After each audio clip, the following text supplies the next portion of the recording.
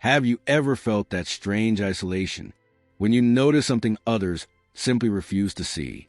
It's like standing in a crowded room where everyone laughs at a joke, and you're the only one who hears the cruelty hidden underneath it, or scrolling through social media and feeling disturbed by the endless emptiness. While everyone else calls it fun, that moment of awareness can be haunting because it separates you from the comfort of belonging. Carl Jung captured this perfectly when he said, "The visionary is always in danger of being misunderstood because he sees what others refuse to see." This is not just a poetic line. It is a psychological truth. To see differently means to live with a kind of inner exile, and yet that exile is where transformation begins. Jung believed that most people live behind a mask he called the persona. The persona is the socially approved version of us. The smile we wear at work, the polite answers at dinner, the stories that make us look like we fit in. But sometimes cracks appear in the mask. You notice that the life everyone calls successful feels strangely hollow. You see the pain hiding behind someone's fake laughter. You sense the manipulation in words that others brush off as harmless. That awareness unsettles people because it forces them to confront what they've worked so hard to avoid. And so they dismiss you. They call you too sensitive, too negative, or even paranoid. But in reality, you are simply noticing the shadow of truth. This is the first danger of seeing what others don't. You risk losing the comfort of belonging, and yet you gain the burden of clarity. The question is, what do you do with that clarity? When it isolates you, Carl Jung often said that what we refuse to see in ourselves does not disappear. It hides in what he called the shadow. The shadow is the rejected, unacknowledged part of the psyche. Our fears, our insecurities, our impulses, even our pain. Most people would rather keep the shadow buried than face it directly. But here's the paradox. When you begin to see what others ignore, you are not inventing something new.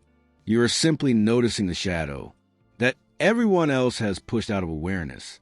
Think about the friend who constantly makes cruel jokes. Everyone else laughs, saying that's just their sense of humor. But you feel the sting beneath the words. The insecurity, the hostility. You are not imagining it. You are witnessing a fragment of their shadow. Or consider the co-worker who brags endlessly about success. Most people clap and congratulate them, but you notice the emptiness in their tone. You are sensing the shadow of self-doubt that no amount of praise can hide. Even in society at large, the shadow shows itself. Endless busyness is celebrated as hard work, but what you see is a collective avoidance of silence, because silence forces people to meet themselves. This is why visionaries are misunderstood. They don't see more than others. They simply see deeper.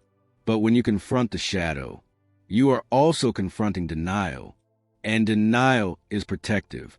People would rather stay blind than feel the discomfort of truth. So they turn against the one who points it out. They say you're exaggerating, too serious, or that you're reading too much into things. Yet what you've noticed is real. The shadow explains why the visionary sight is dangerous. It threatens the illusions that keep others comfortable. And for that reason, truth is often received not with gratitude, but with resistance. When Jung spoke of the visionary being in danger, he wasn't exaggerating. There's a real psychological cost to seeing what others cannot, or will not, acknowledge. To see more deeply often means to live with misunderstanding, judgment, and sometimes outright rejection. The danger isn't always physical, but emotional and spiritual. It creates a subtle exile, where your perception of reality doesn't line up with the collective story everyone else is living. That gap can make you question your own sanity. History gives us dramatic examples. Socrates was condemned for corrupting the youth simply because he asked them to think differently. Galileo was punished for observing that the earth revolved around the sun, a truth the church wasn't ready to accept. Their vision wasn't wrong. It was just unbearable for those invested in the old illusions. The same pattern plays out in daily life, only on a smaller scale. Picture the employee who points out toxic practices in a company.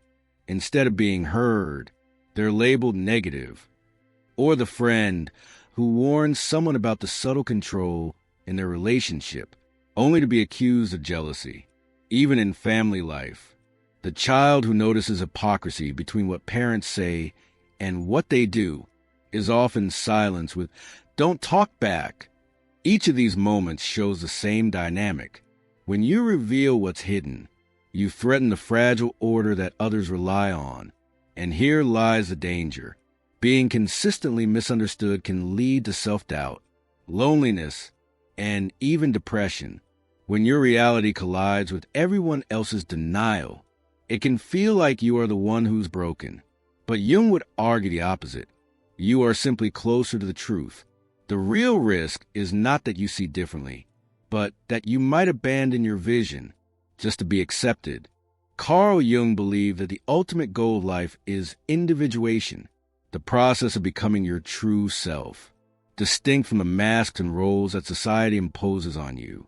But individuation is not a path of comfort. It is a path of confrontation. It demands that you face truths others deny, both in yourself and in the world around you. And because so many people cling to their illusions, individuation often feels like walking alone. Most people live through the persona, the mask they present to the world. At work, it is the mask of competence. In social circles, it is the mask of charm or compliance. In family life, it might be the mask of responsibility. These roles make life smoother because they help us fit in. But when cracks form in persona, when you start to see that the mask doesn't match the deeper reality, something inside of you begins to awaken. That awakening is the beginning of individuation. But here is where the loneliness begins. When you step outside the collective story, you no longer belong in the same way. The overworked employee who questions the culture of constant hustle is seen as lazy. The person who steps back from shallow social media habits is accused of being antisocial. Even choosing silence over noise can make others uncomfortable because it reflects a choice they aren't ready to make themselves. This is why individuation is often described as a lonely road. Jung knew this firsthand. After breaking with Freud, he endured years of professional isolation, an inner struggle, but it was in that very solitude that his deepest insights emerged. Individuation requires courage to stand apart, to walk through misunderstanding, and to build an identity grounded not in masks, but in truth. It's easy to imagine the visionary as a great thinker or historical figure, but Jung's insight applies to ordinary life just as much as it does to philosophy or science. In fact, the danger of seeing what others don't often begins in the small, daily moments that most people overlook. Take the example of the overworker. In many offices, the person who stays late and answers emails at midnight is praised as a model employee. They're held up as dedicated and driven. But maybe you notice something different. You see the exhaustion in their face, the way their identity is swallowed by work. Jung would say you are sensing the shadow, burnout, insecurity, and avoidance, hidden beneath the persona of productivity. Others celebrate it. You see the cost. Or consider toxic relationships. Your friend insists their partner is caring, while you notice subtle manipulation in the way they speak. Everyone else smiles and accepts the image of a happy couple, but you feel the heaviness your friend carries after each conversation. Jung's lens reveals what's happening. The partner represents an unconscious pattern, and your awareness threatens to bring it into the light. The group doesn't thank you for pointing it out. They resist because truth disrupts comfort. Even something as ordinary as a party can reveal this dynamic. Everyone is drinking, laughing, and curating the perfect post for social media. On the surface, it looks joyful, but perhaps you sense the hollowness. The way people are avoiding silence, because silence will expose their emptiness. Jung connected this to the collective unconscious. People escape into distraction rather than face their inner shadow. You see it, they don't. These examples show how the visionary sight works. It's not about grand revelations. It's about noticing the truths that hide beneath everyday illusions and carrying the weight of being the only one who sees them. Seeing what others refuse to see is not just a curse. It is also a gift. Jung believed that some people are more attuned to the unconscious, more sensitive to the signals beneath the surface of life. These people notice the cracks in the mask, the emptiness in the noise, the pain behind the smile. That sensitivity is what allows growth and transformation, but at the same time, it often feels like a heavy burden. Imagine being in a theater where everyone is fully immersed in a movie. The story is exciting. The characters are beloved. The crowd is laughing and crying on cue. But you're the only one who notices the screen flickering, the projector skipping frames. You can't unsee it. You can't enjoy the illusion like everyone else does. When you try to tell them, they shush you because for them, the illusion is more comfortable than the truth. That's what it feels like to carry Jung's kind of vision. This is a double edge. On one hand, you are given the ability to perceive what others miss, the real motives behind behavior, the hidden wounds in society, the unconscious drives shaping choices. On the other hand, that very perception can isolate you. Instead of feeling gifted, you may feel cursed, asking yourself why you can't just enjoy life the way others seem to. Jung's answer was that the gift of vision must be integrated. You're not meant to force others to see what you see. That only breeds conflict. Instead, you are meant to integrate it into your own life, to live authentically, even when others remain blind. The burden is heavy, but it is also the seed of transformation. The truth is, seeing differently doesn't just challenge the people around you. It challenges you. Carrying awareness that others deny can feel like living in two worlds at once. On the surface, you may go along with the routines of daily life, chatting at work, smiling at family gatherings, scrolling through your feed. But underneath, you're carrying a weight that no one else acknowledges.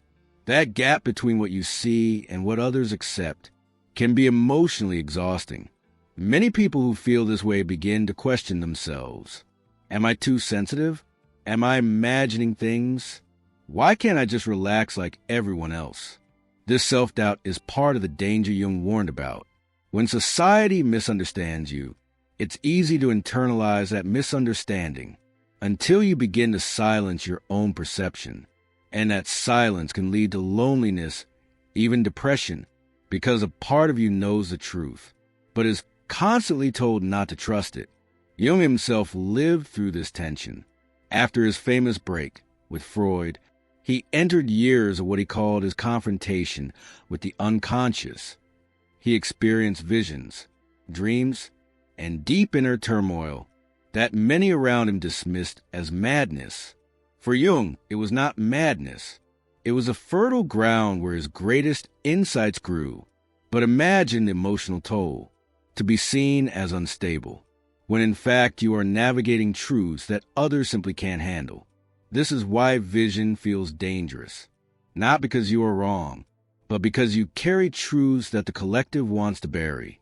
The emotional cost of being misunderstood is heavy, but if endured, it becomes the very soil where growth takes root. I've felt this struggle in my own life. There have been moments when I noticed things that others around me either ignored or outright denied.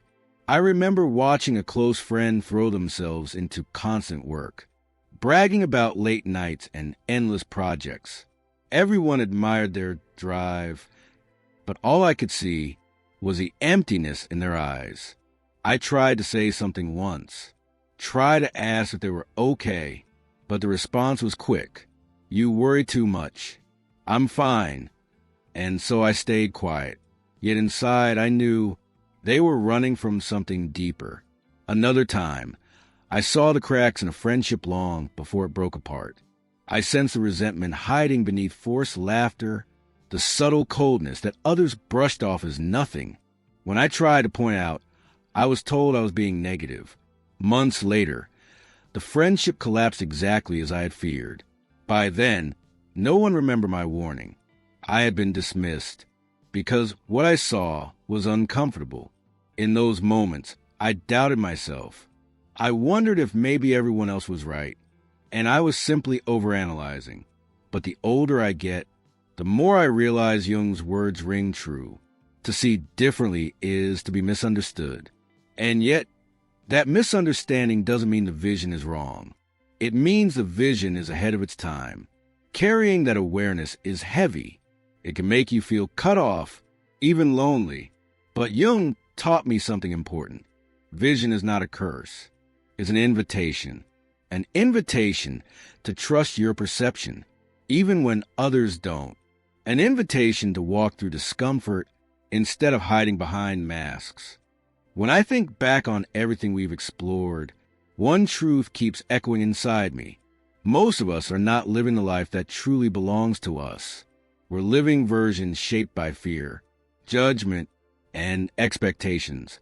But if Jung was right, and I believe he was, then the real privilege and the real responsibility is to become who we truly are. This path won't hand you applause. It won't promise comfort. In fact, it might feel lonely, strange, even painful at times. But it's in that very discomfort that transformation begins. If you're listening now, maybe ask yourself a simple question. Am I living my life, or the life someone else imagined for me? The answer might scare you, but don't turn away. Start small. Follow one honest impulse. Say one true word. Take one authentic step. Because, in the end, becoming yourself isn't just a personal journey. It's the only gift you can truly give to the world.